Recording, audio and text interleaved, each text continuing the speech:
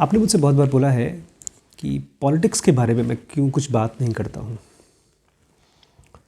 क्योंकि डेमोक्रेसी मेरे हिसाब से बड़ी ख़तरनाक चीज़ है, सेफ नहीं है। जितना रिस्पेक्ट मैं कृष्णमूर्ति को करता हूँ वो इसलिए करता हूँ क्योंकि कृष्णमूर्ति की वजह से मेरी लाइफ में लाइट आई है, मैं मैच्योर हुआ हूँ। प्रिय कृष्णमूर्ति, प्रिय जनोगा, आशीष, मुझे ऐसा लगता है जैसे कि एक छोटा बच्चा, बहुत छोटा बच्चा जिसको चलना नहीं आता था, चलते चलते गिर जाता था। इतना ही रिस्पेक्ट मैं करता हूँ सोक्रेटिस को। डेमोक्रेसी के बारे में मुझे लगता था कि बहुत अच्छी चीज़ है, जैसे स्पिरिचुअलिटी बहुत अच्छी चीज़ है। डेमोक्रेसी मतलब सबके पास वोटिंग राइट्स हो, आपके पास, मेरे पास, सबके पास। एक बार प्लेटो, जो सोक्रेटिस के डिसाइपल थे, उन्होंने किताब में लिखा, एक बंदे से बात कर रहे थे सुकरात डेमोक्रेसी के ऊपर। बोलते मान लो तुम एक बहुत बड़े शिप में जा रहे हो, तो तुम क्या चाहोगे, उसको शिप को चलाने वाले कौन लोग हों? वो लोग जो शिप और समंदर को जानते हैं, स्पेशलिस्ट हैं, ट्रेंड हैं, या कॉमन मैन? ऑब्वियसली जो लोग जानते हैं। तो हम लोगों को ये क्यों लगता है कि देश को चलाने वाले लोग कॉमन मैन हो सकते हैं? जब हम एक कॉमन मैन को ताकत दे देते हैं वोटिंग की, तो ठीक ऐसे ही है जैसे कि आपने एक शिप की बागडोर दे दी है कॉमन मैन को। अब बड़ा अच्छा लगता है कॉमन मैन को जब उसको ताकत मिलती है कि तुम सही बंदे को चूज कर सकते हो। लेकिन बहुत बार देखा गया है, इनफैक्ट कोर्ट्स में, जब कॉमन पीपल को जूरी का काम मिल जाता है, तो बहुत बार तो बहुत अच्छे अच्छे लोगों को सूली पे चढ़ा दिया गया है। जीसस क्राइस्ट ऐसे ही एक आदमी थे जिसको सूली पे चढ़ा दिया गया। लेकिन ऐसा नहीं है कि केवल कुछ लोगों को, इंपॉर्टेंट लोगों को, पावरफुल लोगों को वोटिंग की राइट्स मिलनी चाहिए, तो फिर से वो गड़बड़ हो जाएगा। क्योंकि जिसके पास वोट करने का राइट होगा वो लोग तानाशाह हो जाएंगे, वो लोग इंपॉर्टेंट हो जाएंगे और वो बाकियों पे जुल्म करेंगे। किसको मिलना चाहिए वोटिंग राइट? वोटिंग अपने आप में एक हाईली स्किल्ड जॉब है, जैसे डॉक्टरी का काम, या ट्रेन चलाने का काम, या ब्रिजेस बनाने का काम। तो किसको मिलना चाहिए? जो लोग इसके लिए ट्रेंड हों, जो बहुत गहराई से सीखे हों, पढ़े हों, पॉलिसीज़ के बारे में, फाइनेंस के बारे में, लॉन्ग टर्म रिजल्ट्स के बारे में। अभी हम लोगों को एक जनरल सा आइडिया है कि अच्छी चीज़ होगी पॉलिटिक्स। बोलते हैं, सुकरात बोलते हैं कि मान लीजिए एक तरफ मिठाई वाला कोई हो और एक तरफ डॉक्टर हो, और दोनों को आप बहस पे लगा दें। नहीं होता है, इलेक्शन से पहले बहस होती है, दोनों में से कौन जीतेगा? जो मिठाई वाला क्या बोलेगा, देखो इस आदमी को देखो, तुम्हें कड़वी दवाएं देता है, तुम्हारी बॉडी को काट देता है, तुमको बेहोश कर देता है, तुमको लूटता है, और मैं देखो तुम्हें अलग अलग टाइप की मीठी मीठी चीज़ें, अच्छी चीज़ खिलाता हूँ तुम्हें। कर पाएगा कभी ये? डॉक्टर बेचारा कैसे जीतेगा उससे? बस यही बोल सकता है तुम्हारे भले के लिए करता हूँ। इसीलिए ज़्यादातर इतिहास में इस डेमोक्रेसी की वजह से जो लोग चूज़ हुए हैं वो सब मिठाई वाले हैं। देश बर्बाद हुए हैं, लड़ाइयाँ हुई हैं, गरीबी आई है, लॉन्ग टर्म सोल्यूशन नहीं आया है।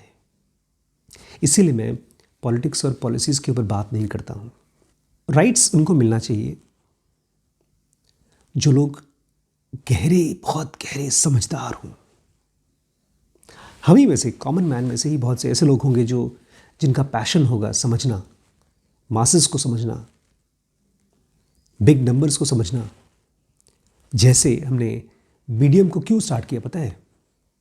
क्योंकि डैनियल kahneman जैसा एक आदमी जो डिसीजन मेकिंग को स्टडी करता है पिछले 20 सालों में, 30 सालों में, क्यों इतनी बड़ी कंपनी क्रैश हो जाती है, क्यों एक नहीं, दो नहीं, 100 200 500 हार्वर्ड के पढ़े लिखे लोग इन मार्केट्स में काम करते हैं, शेयर मार्केट में काम करते हैं, और शेयर मार्केट की क्राइसिस किसी को दिखती नहीं है।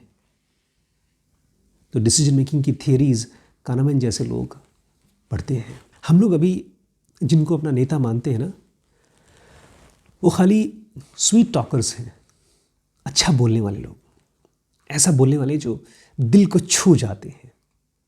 हमने संदीप्स और महेश्वरीज को अगर मौका मिले तो प्राइम मिनिस्टर से कम का दर्जा नहीं देंगे। हमको लगता है कि कुछ जो आदमी बहुत अच्छा बोल सकता है, वो बहुत अच्छी पॉलिसीज़ बना सकता है, केवल इसलिए क्योंकि उसकी आवाज़ बड़ी अच्छी लगती है, हम लोगों को मन को ठंडा कर देती है।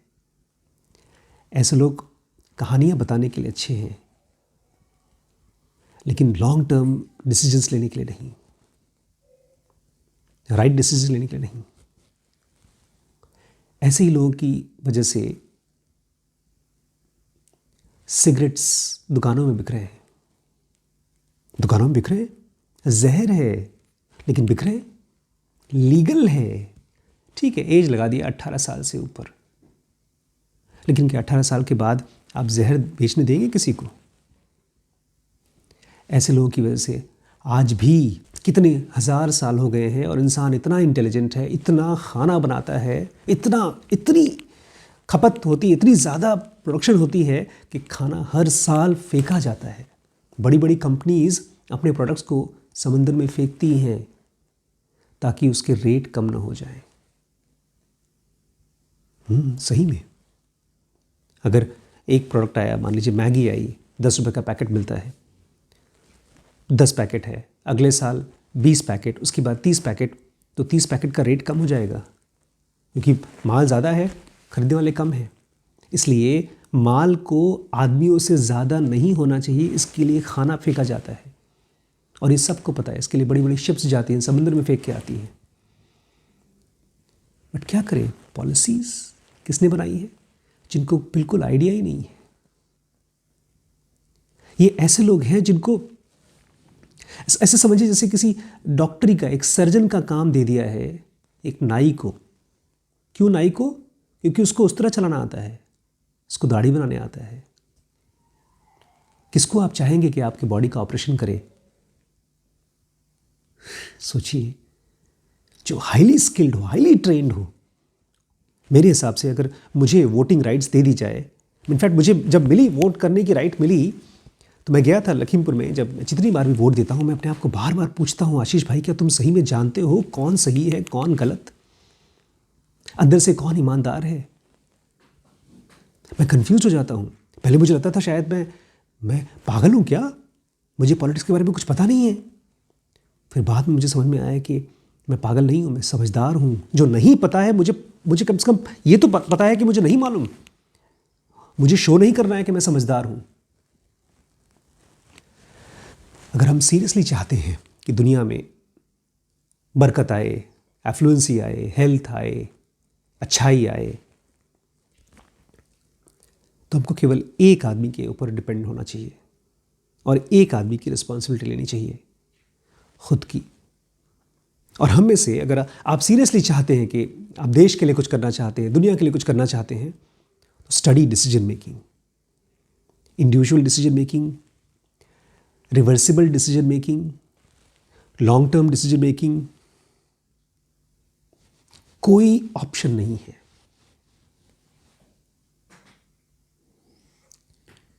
जैसे गैस चलाना है तो आपको पता होना चाहिए कि आग खतरनाक है, उससे बचना आना चाहिए। ठीक ऐसे ही अगर आपको देश को बढ़ाना है, अपने घर को बढ़ाना है, तो आपको डिसीजन मेकिंग पता होना चाहिए। अगर आप वोट देना जानते हैं तो आप कुछ नहीं जानते। हमको एक नई जनरेशन बनानी होगी, इंटेलिजेंट पीपल की। 100 करोड़ में से शायद केवल 1 करोड़ ऐसे होंगे फ्यूचर में जो बहुत साल तक स्टडी करते होंगे पॉलिसीज़ को, माइंड को, फाइनेंस को, इकोनॉमिक्स को, और ऐसे लोग वोट करेंगे। ध्यान रखिएगा, शिप कौन चलाएगा? जो कैप्टन हो। हर किसी आदमी को, आपको पता है ना क्या हुआ था? एक बार प्लेन क्रैश हो गया था। और सब मर गए उसमें। किसी तरह से एक बंदर बच गया, पता नहीं कहाँ से बंदर चला गया था। उसको ट्रेन किया गया पूछने के लिए कि भाई क्या हुआ था, ऐसे तो समझ नहीं आता। बंदर को 2, 4, 10, 15 दिन, महीने, 2 महीने ट्रेन किया गया। पूछा पायलट क्या कर रहा था, बोलते हैं पब्लिक क्या कर रही थी, तुम क्या कर रहे थे। तो अभी कौन देश चला रहा है। कोर्सेज हैं इस समय, स्पिरिचुअल कोर्सेज में जनों का बेसिक एडवांस कोर्स है, ऑनलाइन कोर्स है, अपने घर बैठे करेंगे, आपकी स्पीड से, आपकी कन्वीनियंस से होता है। बिजनेस में WBX है, जिसमें कि गूगल, अमेजॉन, नेटफ्लिक्स जैसी ढेर सारी कंपनीज का सब जिस्ट निकाल करके हमको आपको सिखाते हैं, कैसे कंपनी स्ट्रैटेजी बनाती हैं, कैसे फंडिंग लेती हैं, वगैरह वगैरह। इसके बाद आता है BDM, जिसमें कि मैं आपको सारी डिसीजन मेकिंग के सीक्रेट्स, उसके ट्रिक्स, उसकी प्रिंसिपल्स जो पिछले 100 सालों में खोजा गया है वो बताऊंगा। और इसी में पैसे की साइकोलॉजी भी बताऊंगा, जिसमें आपको पर्सनल फाइनेंस को ठीक करना सिखाया जाएगा। पेरेंटिंग के लिए SPPT है, ब्रह्मचर्य के लिए SPMT है, और रिलेशनशिप के लिए लिमिटलेस है। ध्यान रखिएगा, इस नंबर पे व्हाट्सएप करके सारे कोर्सेज़ के डिस्काउंट पूछ सकते हैं और ज्वाइन कर सकते हैं।